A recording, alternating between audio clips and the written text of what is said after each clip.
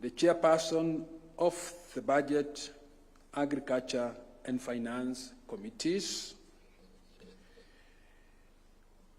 the whips of both the majority and minority parties, and Senator Oburu can join, the Solicitor General, the Principal Secretaries for Parliamentary Affairs, and the Principal Secretary for Agriculture,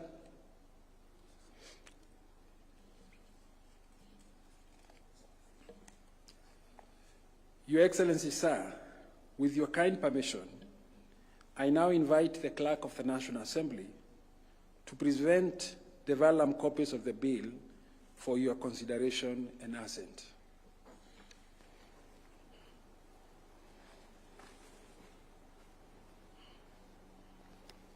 Excellency, good evening. Good evening, how are you? Fine, Your Excellency. Excellency, I act under the instructions of the Speaker of the National Assembly to place before you today 6 vellum copies of bills for your assent. The first one, Your Excellency, being the Supplementary Appropriations Bill 2026. Your Excellency, this bill was introduced in the National Assembly by the distinguished member for Alego Usonga, the Honorable Samuel Atandi, having emanated from the Cabinet. 23rd, Your Excellency. Excellency, this is a modest bill. The National Treasury advised the House to make modest changes to the budget for the financial year, which is ending next week on Tuesday, by adding additional capital of only 18 billion to certain areas which had deficiency and which have the capacity to absorb within the next 7 days. Excellency, these areas include monies for payment for pending bills, for the administration of the national exams, which were held last year and others this year, Your Excellency. And therefore, the Ministry of Education will receive 1.5 billion towards that exercise. Your Excellency, there is also funds for payment of pending bills for Mwache Dam, amounting to 2.3 billion, again towards payment of pending bills for the construction of that facility. The bill, Your Excellency, also has an amount of money going towards a Nyota program, particularly for our youth. Again, the National Treasury has divided that money between the Ministry of Youth Affairs and one other ministry, Your Excellency, towards a Nyota program for implementation. Ministry of SMEs, Your Excellency, towards implementation of Nyota program and for absorption by Tuesday next week, Your Excellency. There is also a small amount, Your Excellency, going to the Kenya Broadcasting Corporation towards its international obligation with respect to the ongoing FIFA World Cup and other rights, Your Excellency. There is also a modest amount, Your Excellency, going towards security sector, Your Excellency, to bridge the gap for the few days that are remaining before the end of this financial year. The second bill, Your Excellency, is the Appropriations Bill for the year 2026-2027. This bill, Your Excellency, was also introduced by the distinguished member for Alego Usonga on behalf of the Budget and Appropriations Committee of the National Assembly. They held extensive public participation within and outside the House during consideration of the estimates. Your Excellency, a number of changes have been effected by the committee following those public participation exercise. This bill also actualizes the Division of Revenue Act, which you assented to only a few days ago, and therefore it divides money amongst the various state departments for the national government, and also provides for funds for the judiciary, which is now currently funded at 30.8 billion, which has gradually risen from 16 billion or thereabout in the year 2022 to the current 30.8 billion in the financial year starting Wednesday next week. There is also funds, Your Excellency, for the legislature, which has also been funded to a tune of 50 billion for the 4 votes of Parliament. Your Excellency, amongst the biggest gainers in the appropriation for the year 2026-2027 is the Ministry of Education and all the sectors under the State Department for Education, including the Teacher Service Commission, Your Excellency. The third bill this evening, Your Excellency, to receive your assent is the Finance Bill 2026. This bill, Your Excellency, was introduced in the House as required under the PFM Act. It was brought initially as a draft by the Cabinet Secretary for National Treasury, who is former minority leader in the National Assembly, Your Excellency. When he came to read the budget, when he came as required by the Constitution, he brought it to the House by 30th of April. Thereafter, it was published before the House went on recess. That recess period, Your Excellency, allowed the House to undertake extensive public participation on the bill. The Committee on Finance, led by the distinguished member for Molo, the Honorable Kuria Kimani, undertook extensive public participation in 13 counties. We also received over 100,000 written memoranda from different individuals, corporate entities, and our business community, Your Excellency, and other individuals. The committee also engaged severally a number of entities for a full 2 weeks, Your Excellency, while going through the bill. The bill initially had 56 clauses. By now it has 54 clauses, Your Excellency. We lost 2 and a few others were introduced along the way. How many again did you say the clauses were? Initially it had 56 clauses when it was brought by the Cabinet Secretary for National Treasury. Today it has 54 clauses. We had some member of Parliament saying there was a clause 169. Was that true? That, Your Excellency, may not be the finance bill for 2026, Your Excellency. Probably another piece of legislation.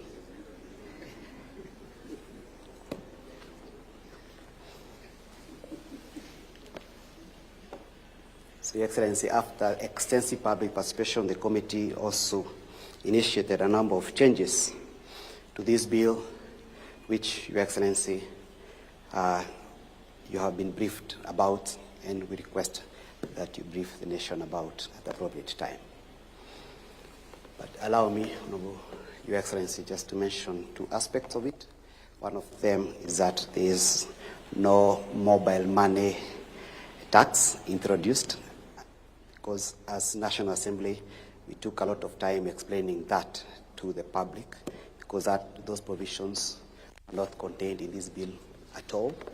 Your Excellency, there are also no provisions amending any land laws in this bill, as was initially said in the public, particularly in the social media. And the committee also took time to explain that to the public. So that, Your Excellency, there's no single proposal to amend land laws or to introduce any levy relating to land under the Finance Bill 2026. Your Excellency, conversely, this bill attempts, and in many ways indeed does, introduce efficient ways of tax administration as opposed to myriad of new taxes. The bill proposes ways in which the Kenya Revenue Authority will make it easy for them to collect tax, Your Excellency.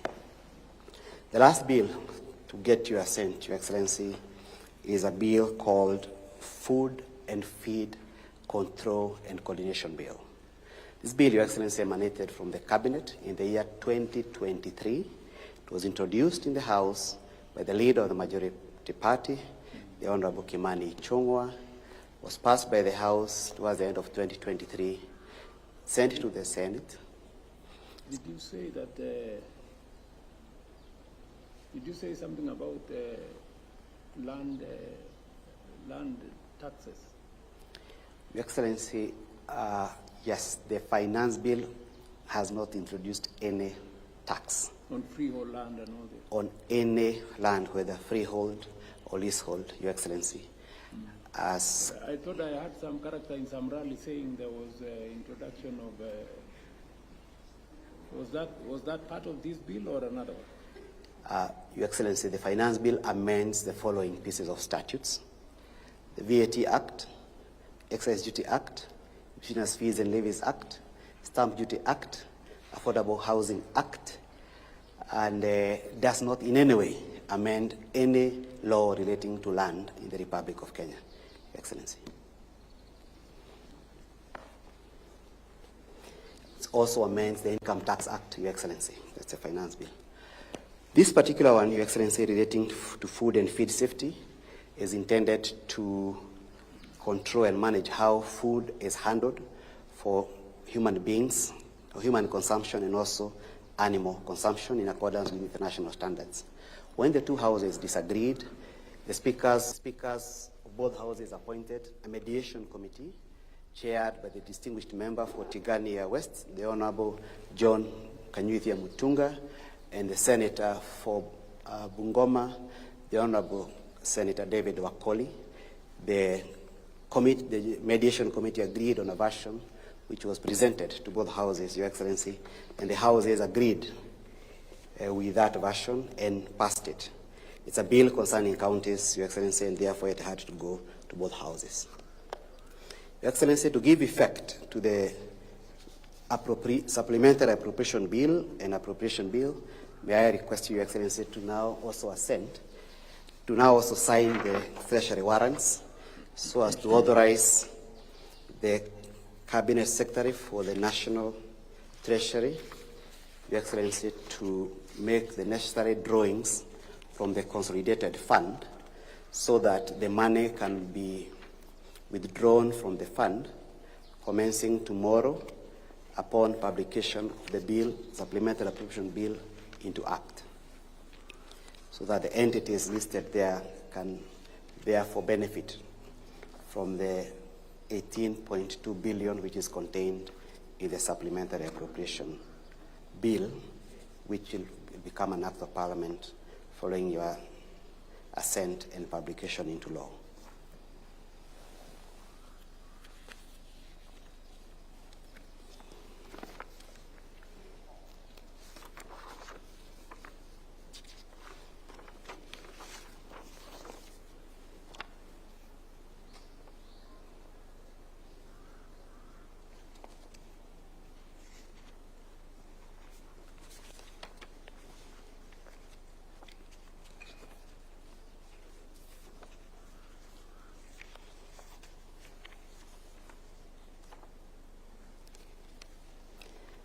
There are 4 copies for each, Your Excellency, for the supplementary appropriations and for the main appropriations.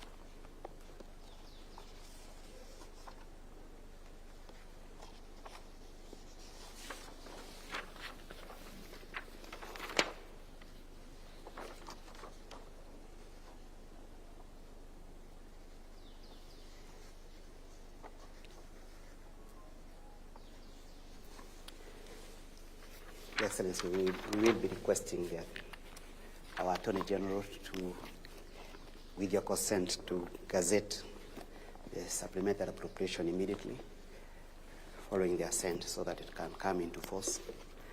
And then thereafter, the main appropriations at the beginning, just before the beginning of the next financial year, is Wednesday next week. Excellency, I seek your consent to resign my commission for the day at this point.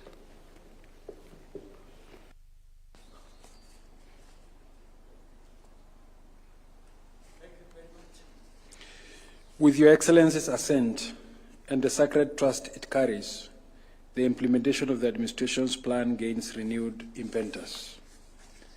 Your Excellency, sir, I now invite you to hand over the copies of the acts to His Excellency the Deputy President, the Prime Cabinet Secretary,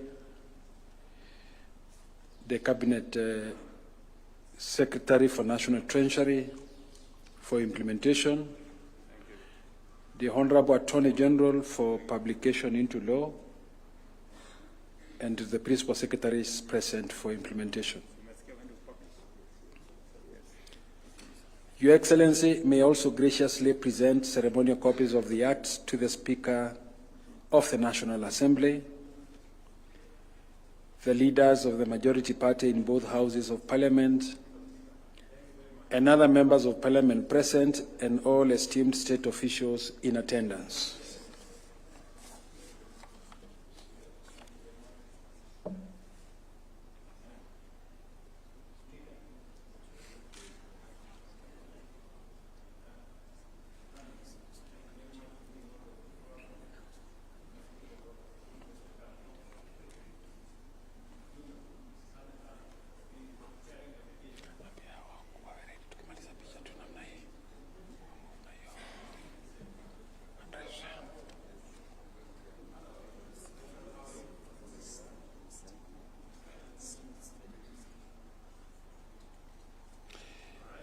Your Excellency will unveil and display an open ceremonial copy of the acts, while other state officials shall bear closed copies.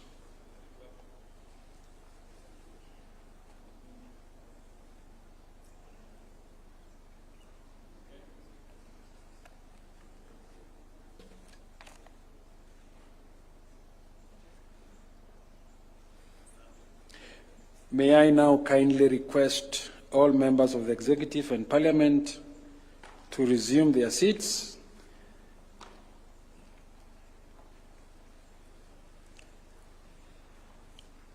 And whilst remaining standing, join me in welcoming His Excellency the President.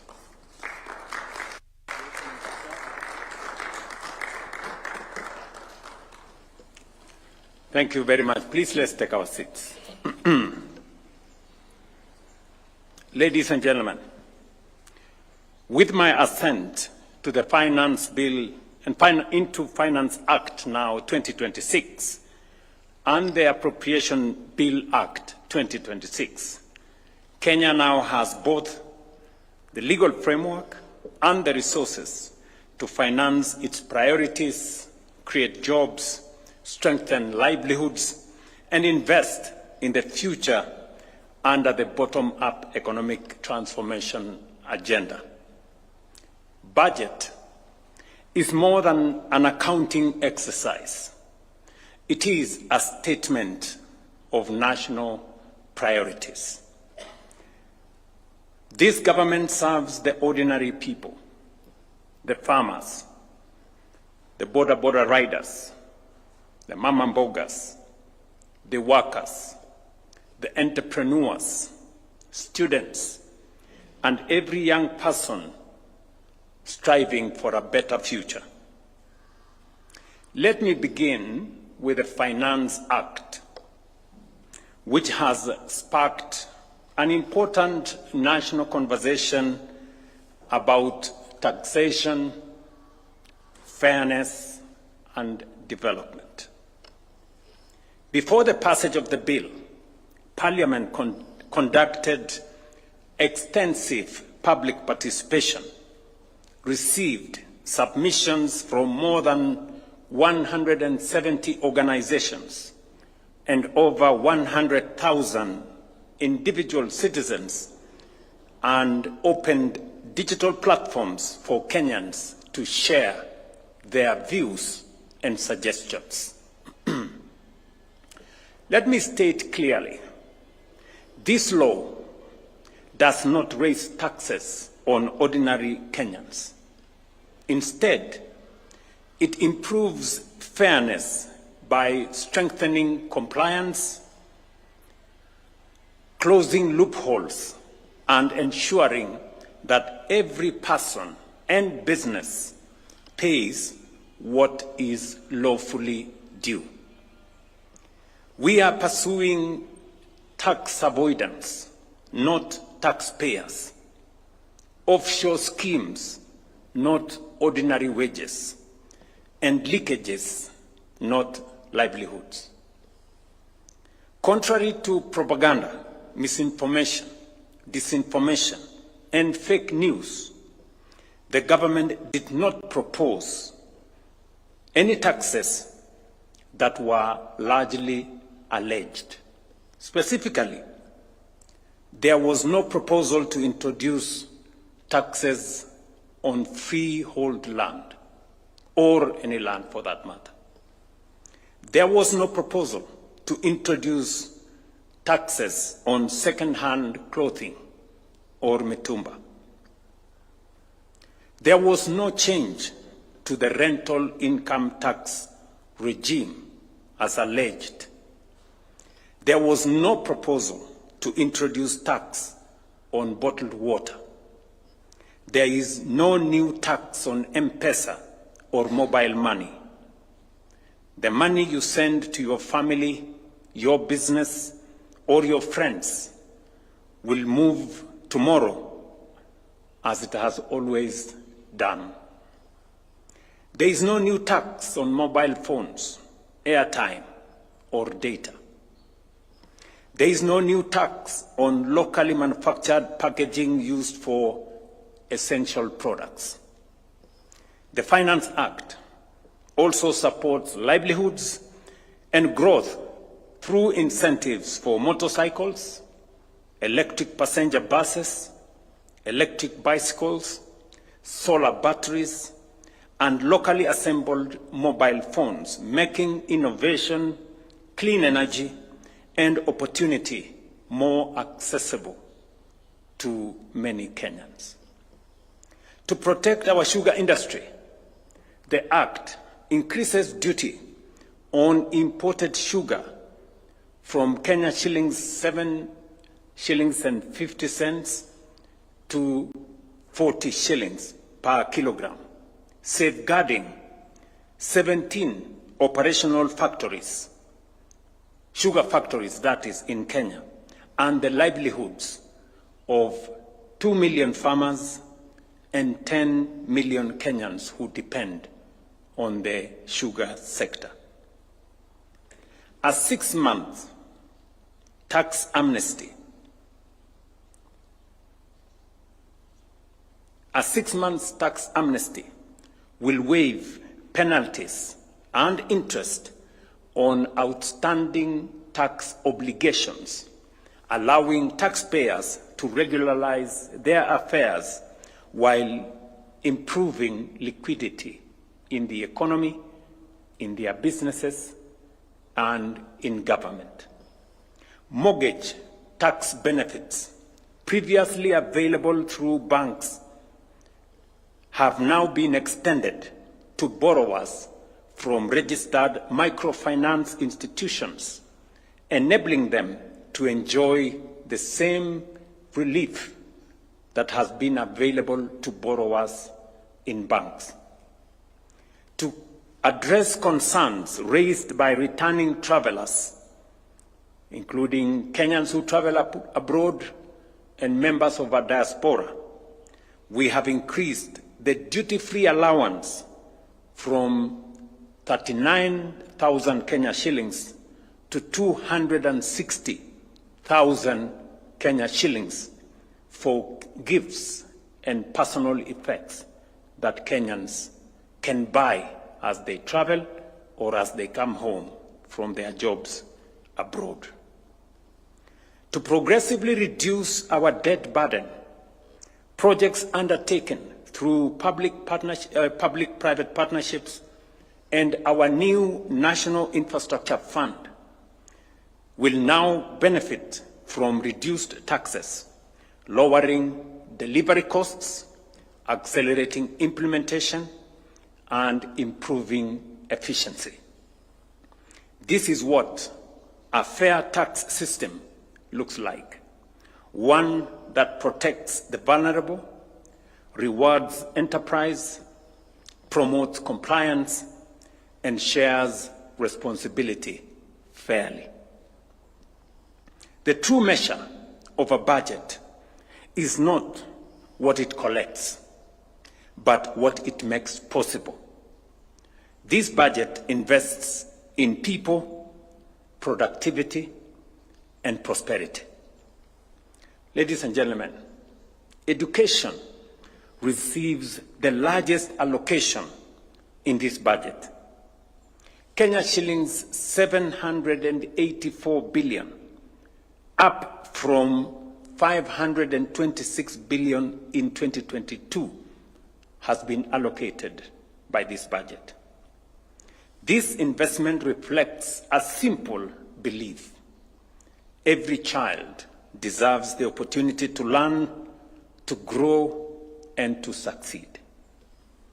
To honor our commitment to teachers on contract, 20,000 teachers will transition to permanent and pensionable term, as has been provided by this budget. In addition, we will recruit a further 24,000 teachers, bringing the total number of teachers hired under this administration to 124,000 teachers. I had made a commitment of 116,000 teachers. Now, with this hiring of 24,000 teachers under this budget, we will have crossed the 116,000 into 124,000. The Higher Education Loans Board will receive 56.7 billion Kenya shillings, up from 15 billion Kenya shillings in 2022. And this is in recognition of what I have gathered as I moved throughout the country, listened to many students in our TVET and universities, that they needed additional money to fund their education. We have also allocated 40.4 billion shillings for university, KMTC, and TVET scholarships, and a further 6.6 billion to settle universities' lecturers' arrears that has been very long standing. As a result, KMTC students are now eligible to apply for Higher Education Loans Board funding. This was not the case in the past, but now, as I went around, specifically when I was at some point in Kisii, I remember one of the student leaders coming to me and telling me, Mr. President, we are as good as students in college as those in Tibet and as those in universities. I'm happy that I can respond positively to that student leader. Funding for free day secondary education and junior school capitation has increased to Kenya shillings 84.6 billion from 52 billion shillings in 2022, while 7 billion has been allocated for free primary education. We have further provided 1.5 billion for examinations, as I have just signed here today, and another 9.9 billion for the administration of national exams going into the future.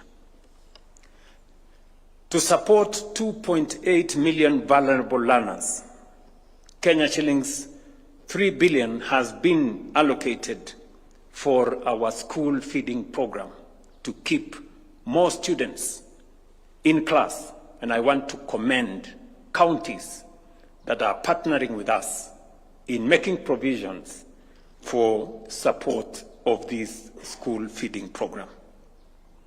Under the competence-based education program, Kenya shillings 15 billion will be invested in classrooms, laboratories, and STEM education, particularly in underserved areas. Kenyans will remember that one of the biggest challenges that we encountered when we came into office was shortage of learning spaces. So far, we have built 23,000 classrooms. These 15 billion Kenya shillings allocated under this budget will enhance more classrooms, more laboratories, specifically 1,600 laboratories that will be built, especially in marginalized and underserved areas. In health, this act increases funding by Kenya shillings 43.1 billion shillings from last year, from 132 billion last year to Kenya shillings 175.5 billion this year. Primary health care will now receive 19.1 billion. As a result, let me state this very clearly, that no Kenyan should pay for outpatient services at dispensaries, health centers, and sub-county health facilities in any social health authority accredited, public, private, or faith-based hospitals. Let me make this very clear. We have had incidences where some hospitals around the country, public, private, faith-based, are charging citizens who go for outpatient services, yet that service has been paid for and provided by the government of Kenya. Today, I am making this absolutely clear to any facility in the Republic of Kenya that charges any citizen when they go for outpatient service, that we will shortly make it criminal for anybody to charge any citizen, because the Constitution of Kenya, Section 43, mandates the government of Kenya to provide health of the highest possible to every citizen. And therefore, with the provision of additional resources in the manner of 19.1 billion, citizens should now be able to go, as they have done, to hospital, consultations, medicine, treatment, and walk away without having to pay.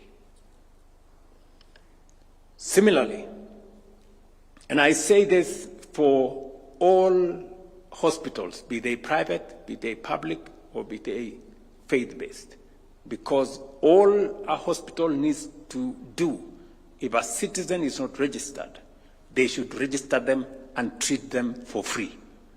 We will pay for the costs.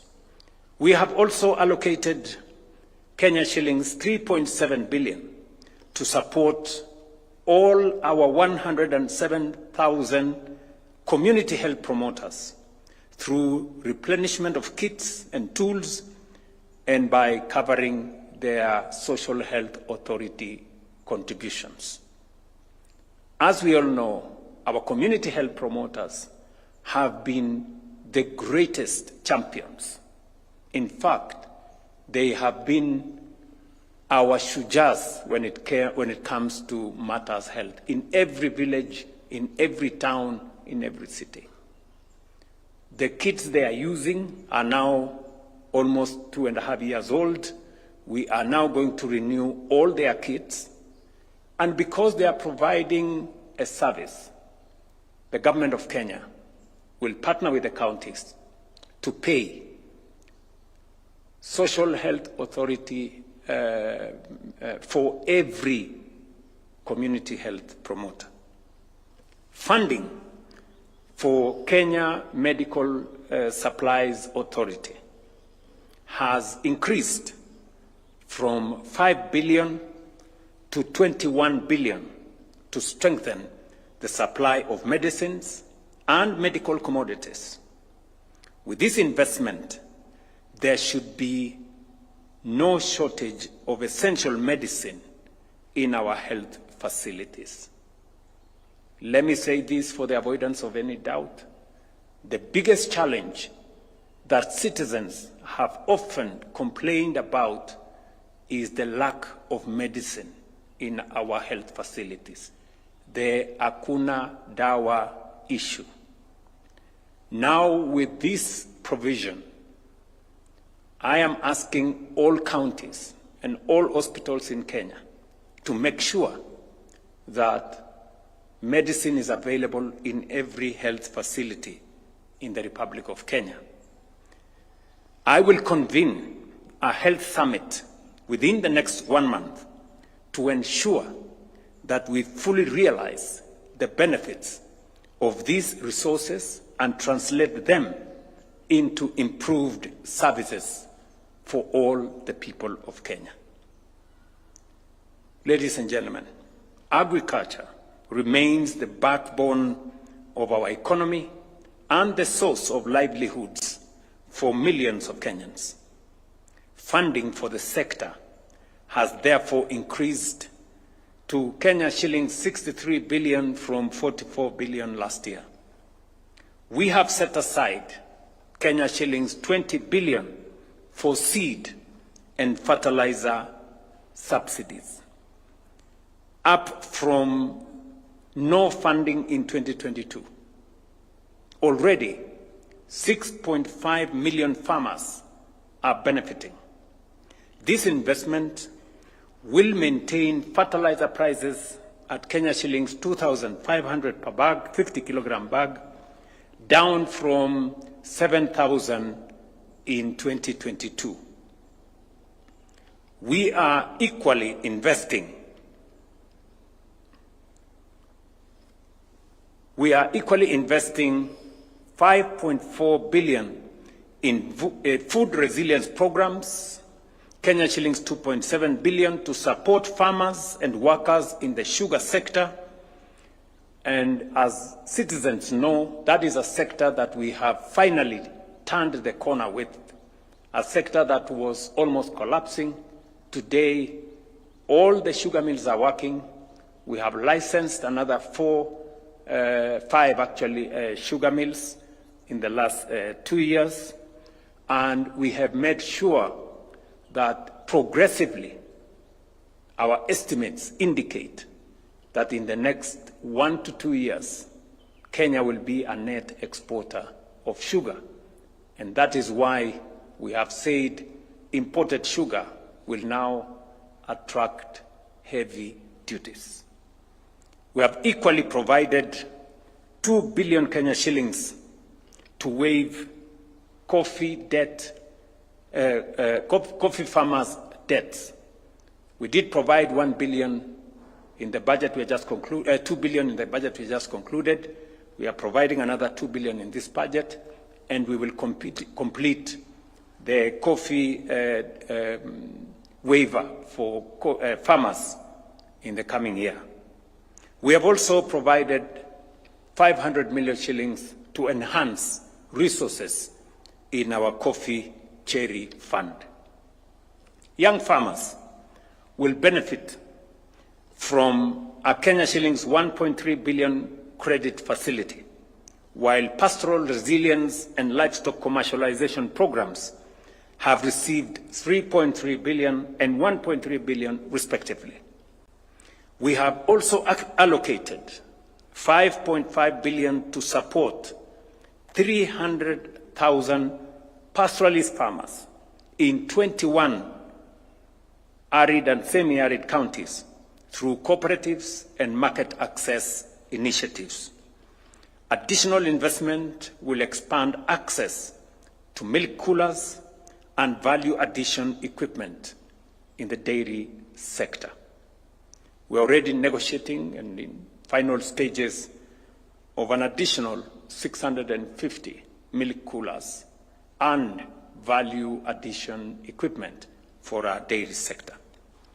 To support rural industrialization and value addition, we have provided 3.85 billion to county aggregation and industrial parks to complete ongoing projects and to operationalize completed facilities with common user facilities. We have already 16 county aggregation and industrial parks that are complete, and we have provided in this year's budget money for their operationalization, money for equipment, money for common user facilities, so that locally produced products can now be processed, value added, before they go into the market. Our goal is simple: to help farmers produce more and more and build greater prosperity in rural Kenya. We are equally committed to empowering women, young people, and grassroots communities, with nearly 110 billion committed to programs that will expand opportunity and strengthen livelihoods. This includes Kenya shillings 22.6 billion for youth programs and 12.4 billion for the National Youth Service to recruit an additional 10,000 young people, modernize facilities, and strengthen skills development. Additionally, we will be funding with other partners Kenya shillings 6.5 billion for classrooms, workshops, and hostels to accommodate an additional 50,000 recruits in our National Youth Service. Already, we have provided money for the purchase of 50 graders for the National Youth Service and 50 tippers for the National Youth Service, for them to work with the Nairobi regeneration and finally for other programs around the country. In addition, 8.8 billion shillings has been allocated for affordable credit to micro and small enterprises. And I just completed a program with Africa Guarantee Finance Fund for them to support this exercise as we work with Kenya Industrial Estates, Kenya Development Corporation, and our MSME sector.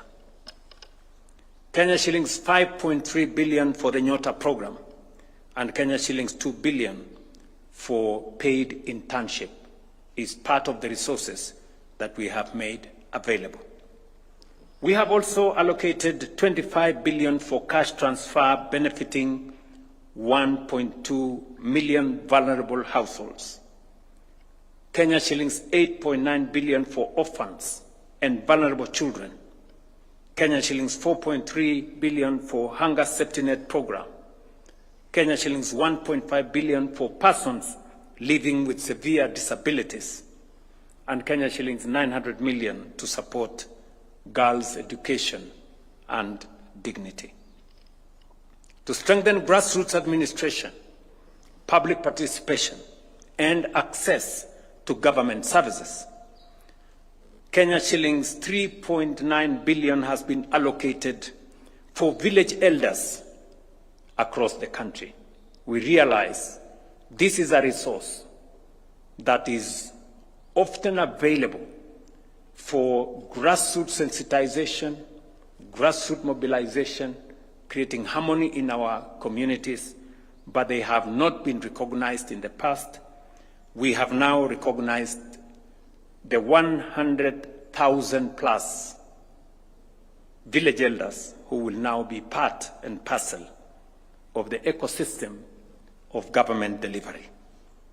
To enhance access to justice and strengthen the rule of law, funding for the judiciary has now increased from 16 billion shillings in 2022 to 30 billion shillings in this budget. Again, it is because of our commitment that funding the judiciary is not just about justice. It is also about development. And this is not a cost to the people of Kenya. It is investment in our development. Affordable housing remains a key pillar of our economic transformation. With 274,000 housing units under construction and more than 640,000 jobs supported directly and indirectly. To sustain this momentum, we have committed 138 billion to affordable housing and urban development. This will finance affordable housing units, our hostels for close to 180,000 students in our universities, in our technical training colleges, in our Kenya medical training colleges, and also to support the construction of markets across Kenya so that our mama mbogas and all other traders operate in an environment that is conducive, that is hygienic, and that is protected. We are investing in housing, infrastructure, and energy, and the digital connectivity, because growth requires jobs, creates mobility, and also opportunity. Accordingly, 225 billion has been allocated to roads and Kenya shillings 52 billion to transport infrastructure. I did make a commitment that we are going to complete the ongoing 6,000 kilometers of roads in Kenya today. And we are working on other transport infrastructure to support logistics and mobility in our country. This includes 20.8 billion for the extension of the standard gauge railway from Naivasha to Kisumu and onwards to Malaba, and Kenya shillings 4.2 billion for the Dongo Kundu Special Economic Zone, and also an additional 3.8 billion for flood mitigation and emergency preparedness, as we are getting from the weathermen that we might be expecting an El Nino. Reliable and affordable energy remains essential to economic growth and household welfare. We have therefore allocated 34.1 billion to the sector, including 26.1 billion for rural electrification and grid expansion, Kenya shillings 3.7 billion for power generation, and Kenya shillings 3.2 billion for alternative energy technologies. To cushion Kenyans from volatility in the global fuel market, including disruptions arising from conflict in the Middle East, including in Iran, we have set aside 21.5 billion for fuel stabilization and provided seed capital for the establishment of the East African refinery as a mechanism for a long-term solution to challenges that face us in our fuel supply. To strengthen national security and improve operational readiness, 6.5 billion shillings has been allocated for modernization of equipment, transport, and motor vehicle fleet for our police and security agencies. In partnership with other agencies, we are also supporting the delivery of 10,000 housing units for officers in the National Police Service, Kenya Prison Service, and the National Youth Service. The digital economy, where many young people are finding jobs and opportunities, will receive 10.5 billion to do the following. Number one, connect 20,000 public institutions, including schools, hospitals, police stations, to fiber optic. And this will also include the ICT hubs being constructed by our members of parliament. Number two, to provide 50,000 devices for our Jitume centers and ICT hubs that have been constructed or being constructed by our members of parliament and by all other actors in this sector to promote digital commerce, digital learning, and digital jobs. Number three, to digitize 12 government departments and agencies to make government services much more accessible, much more affordable, and easy to be accessed by citizens. And number five, to expand digital skills development and training programs. On water, sanitation, and environmental protection, we will spend 112.4 billion Kenya shillings, including funding for the completion of major projects such as Umar Dam in Kitui, Sioi Murunj Dam in West Pokot, Thwake Dam in Makueni, and Mwache Dam in Kwale. This will also include 25 other water projects that are now in the process of being advertised across the country, and we are going to give you a list of those projects. In the blue economy space, investments will include completion of a Center of Excellence in Kabonyo, Kisumu County, Namaret in Shimoni, Kwale County, the operationalization of Shimoni Fish Port in Kwale, the completion of 15 fish landing sites and markets at a cost of 1.5 billion shillings, the establishment of search and rescue center in Kisumu, the acquisition of rescue boats, both in Lake Victoria and in the Indian Ocean, and the provision of 272 fishing boats for our fishermen. This will also include a ferry service that will be made available in Likoni, one in Lake Turkana, and the other one in Lake Victoria. That money has already been provided for. To strengthen Kenya's position as a global sporting nation, 26.4 billion has been allocated to complete 39 sports stadia in Kenya, prepare for AFCON in 2027, reward our outstanding sportsmen and women who represent Kenya on the international stage, and support sports competition and tournaments nationwide. We have also allocated 14.2 billion for the completion of the Bomas Convention Center, and will work with counties to identify and develop signature tourism sites and products supported by marketing initiatives with the aim of moving our tourism arrivals to 5.2 million by 2028 and close to 1 trillion shillings in revenue, up from where we are today. This year, we reached a mark of 2.7 million tourists, and we raised close to 500 billion from the tourism sector.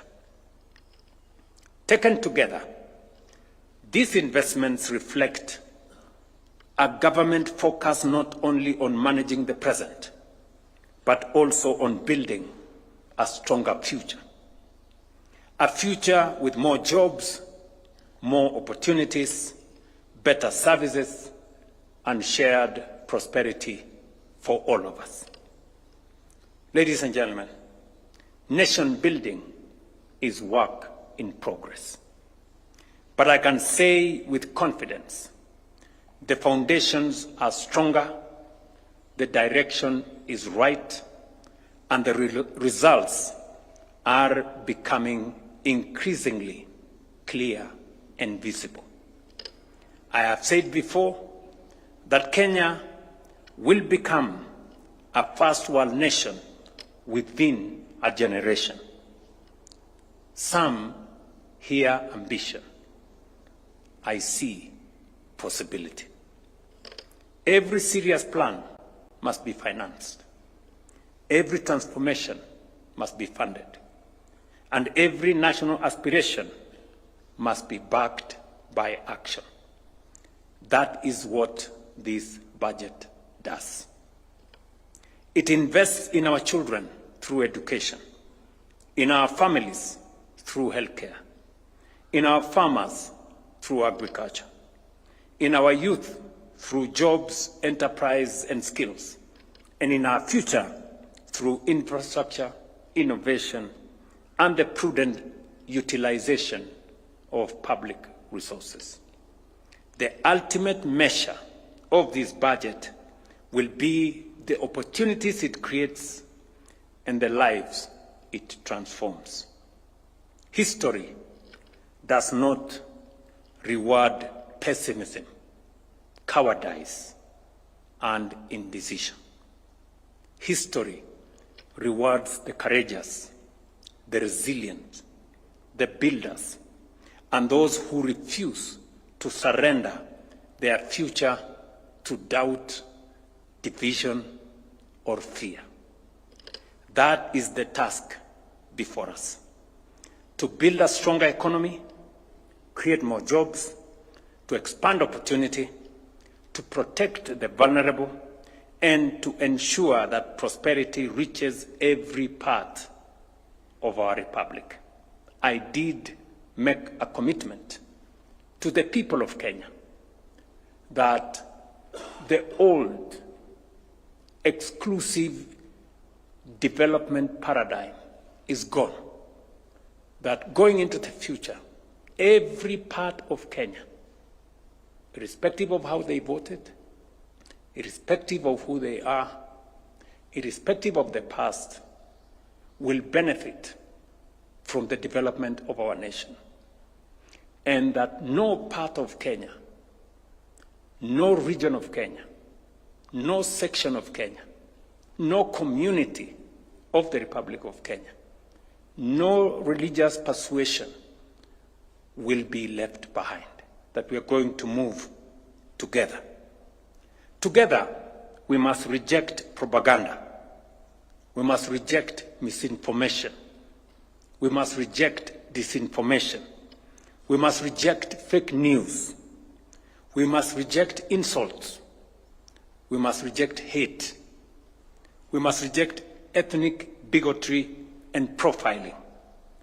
And we must reject division. I therefore call upon all Kenyans to remain united, confident, and focused on our shared purpose. Let us continue to work together, to build together, and to move forward together. To every farmer feeding the nation, every entrepreneur building a business, every worker striving for a better life, every young person pursuing opportunity, and every family seeking dignity and security, this budget is yours. The government is working for you, and together we are building Kenya's future. The vision is clear. The agenda is set. The plan is funded and on course. The transformation is happening.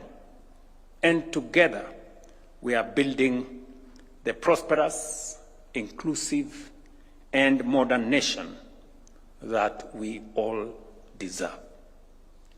Thank you very much for your attention. Asanteni sana. Okay. Thank you.